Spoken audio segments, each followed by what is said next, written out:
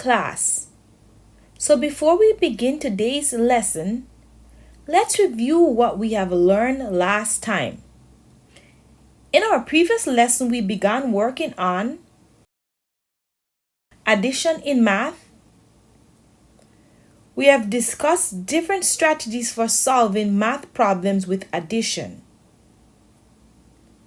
We have also identified different math tools that can be used to amplify and help us understand and explain our mathematical thinking. Today we have a very interesting activity to introduce to you. Mr. Will tell you more about that. So today we're playing a math game to practice and strengthen our math skills that we've been developing over the week. Yo, let's get lit! Amy, I understand your excitement, but that's not how you should be talking in the class. What you should have said is, that's going to be fun. Dang, it's gonna be like that, Mr. Wong? Amy, once again, it's not dang. That is not how you should talk in the classroom. You're not going to really get far in life talking like that. Okay. So, try it. Say it. That's going to be fun. It's gonna be fun. All of this is happening as teacher one is looking on, conflicted and anxious.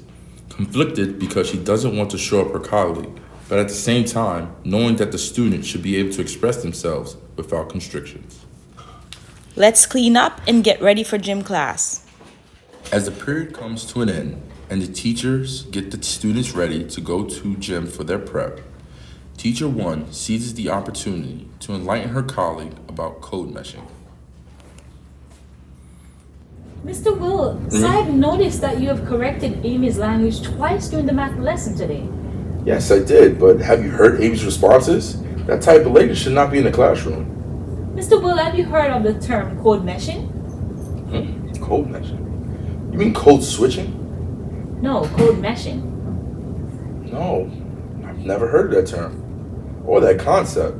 Tell me more about that. Most definitely I will, Mr. Will. So code meshing is simply accepting and allowing students to bring all the languages they use to the classroom environment to communicate in the way they know how. Code meshing also allows us to learn more about our students' languages and personalities. And if we truly want to live up to our school's mission statement of being a culturally responsive and diverse school, we must be open-minded and be more accepting of our students' differences and focus on the assets that our students bring to our classroom.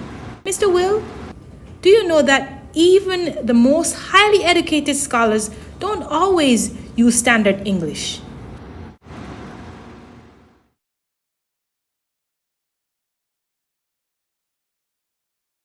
We're gonna begin quiet time. Everyone, please be quiet unless you're speaking with a teacher. After a truly groundbreaking conversation between Mrs. Stacy and Mr. Will realized the error of his ways and knew that he needed to make right what he did today. Amy, I need to speak to you. I really need to apologize to you. Really? Why would you even apologize to me, Mr. Will? Well, earlier today, I corrected your speech, and I learned and I understand that I should allow you and all my students to express themselves freely in the classroom. Word! That's what's up, Mr. Will! You accept my apology, Amy? Don't sweat it, Mr. Will. After graduating high school, Amy went on to study at Harvard University, where she graduated top of her class. In 2024, Amy was elected as the first female president of the United States of America. Amy uses code meshing to this day. Up in the morning and after school.